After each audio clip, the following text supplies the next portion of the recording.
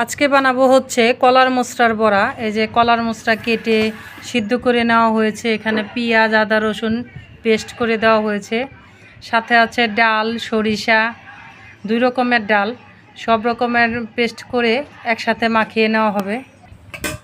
এখানে আছে কাঁচামরিচ পেস্ট, হলুদের গুঁড়া, মরিচের গুঁড়া, সব কিছুই একসাথে দিয়ে দিব, তারপরে ভালো করে মাখিয়ে নিব। এখন এই যে ভালো করে মাখিয়ে নিব, যত ভালো করে মাখিয়ে নেবেন তত সুন্দর একটা পেস্ট হবে।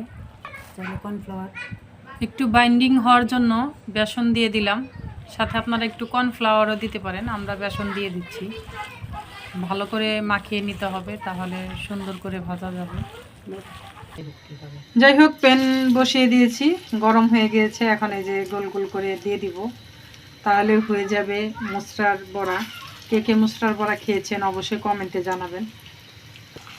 খুব সহজেই বানিয়ে ফেলতে পারবেন মোচড়ার বড়া, বাসায় অবশ্যই চেষ্টা করবেন, আর খেতেও খুবই সুস্বাদু। এই যে আমরা ভাজা শেষ হলে গরম ভাতের সাথে খেয়ে নিব। তো ভালো থাকবেন, ভিডিওটি ভালো লাগলে লাইক কমেন্ট শেয়ার দিবেন। Thanks for watching my video.